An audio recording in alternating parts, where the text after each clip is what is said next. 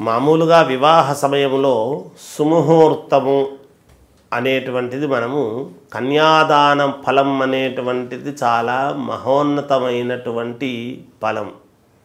ఎప్పుడు కూడా వివాహ వ్యవస్థలో కన్యాదానం అనేటువంటిది చాలా గొప్ప విషయం.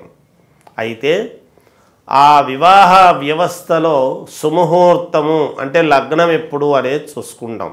పెళ్ళికి పిలిచారు ఎవరైనా అంటే అబ్బాయి ఎన్ని గంటలకు ముహూర్తము అని అడుగుతారు. ఫలానా సమయానికి ముహూర్తం అంటే జీలకర్ర బెల్లము పెట్టుకునేటువంటి ఇది ఎప్పుడు అనేటువంటిది చూస్తాం. అలా మొత్తం అంతా కూడా క్యాలిక్యులేషన్ వేసి మేము మామూలుగా ఫలానా సమయానికి ఫలానా పుష్కరాంశము అనేటువంటిది తేల్చి ఈ సమయములో చేసుకుంటే వీళ్ళిద్దరు దంపతులు బాగుంటారు అనే ఉద్దేశ్యంతో చేయడం జరుగుతుంది. మరి చాలా చోట్ల గురువు గారు మరి అట్లా చేసినవి మరి ఇబ్బందులు కాకుండా ఉన్నాయా అని అడగొచ్చు. ఇప్పుడు దేవాలయానికి పోతే మనకు పుణ్యం వస్తుంది అనే కదా వెళతాం. ఏదో దేవుడంతా మనల్ని పిలిచి రారా దగ్గర కూర్చో అని అభయం ఇస్తాడు అనే ఉద్దేశంతో పోము. మనం చెప్పుకుంటాం, ఆయన విన్నాడో లేదో. అయితే ముహూర్తము కూడా మంచిది అనేటువంటిది ఏది చేసినా మంచి జరగాలి అనే ఉద్దేశంతోనే చేస్తాం. ఆ తర్వాత మధ్యలో ఎవరో కొంతమంది ఎంటర్ అయ్యి వాళ్ళ యొక్క జీవితాల్లో ఇబ్బందులు కలిగించేటువంటి విధానం ఉంటాయి. అవి జాగ్రత్తలు తీసుకోవాలి ఎప్పుడు కూడా. అయితే దీనికి ఎలా అయితే చేస్తామో గర్భాధాన ముహూర్తము అనేటువంటిది ఉంటుంది. వివాహం అయిన తర్వాత భార్యాభర్తలు ఇద్దరు ఏకము కావటానికి ఒక సుముహూర్తము ఒక ముహూర్తము అని పెడతారు. ఆ సమయానికి జరిగితే వాళ్లకు జీవితము శీఘ్రముగా సంతానము యోగవంతమైనటువంటి సంతానము కలుగుతుంది అనేటువంటిది ఉన్నాయి.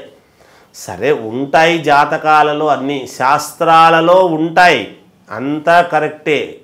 చెప్పేటువంటి శాస్త్రిలో ఏదైనా దోషము ఉంటే తెలుసో తెలియకో పొరపాట్లు ఉంటే ఉండవచ్చునేమో, కానీ శాస్త్రములో అయితే లోపం ఉండదు కదా, అది గ్రహించాలి.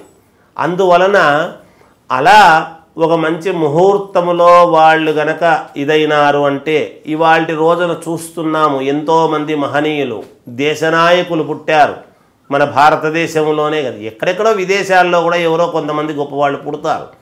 ఎవరైనా ఈ భార్యాభర్తల వల్లనే కదా వాళ్ళ యొక్క పుట్టుక కూడా. అలాగే ఒక ఎందరో మహానుభావులు ఎంతోమంది మహనీయులు అలా పుట్టినటువంటి వాళ్ళే. మరి వాళ్ళందరూ గొప్పవాళ్ళు కావడం ఏమిటి, మిగతా వాళ్ళు కాకపోవడం ఏమిటి, మామూలు ప్రజానీకము అంటే ఇలాంటి సమయాలే ఉంటాయి. వాడి పుట్టుకరా, వాడు అలా పుట్టాడు కనుక అలా అయ్యాడు. ఎన్టీ రామారావు ఉదాహరణకు మహానుభావుడు నందమూరి తారక రామారావు అని కారణజన్ముడు పుట్టాడు. పురాణాలలో కృష్ణుడిలా ఉంటాడు, రాముడిలా ఉంటాడు, రావణాసురుడిలా ఉంటాడు అనేటువంటిది పురాణాల్లో ఉన్నాయి. కానీ రూపాలు మనకు తెలియకపోయినా ఆయన ఒక వేషం వేసి అందరికీ చూపించాడు. మరి సంతోషమే కదా. అలాంటిది వేసినప్పుడు మనం ఏమనుకుంటాం, ఓహో ఇలా ఉన్నాడా కృష్ణుడు అని అనుకుంటున్నాం.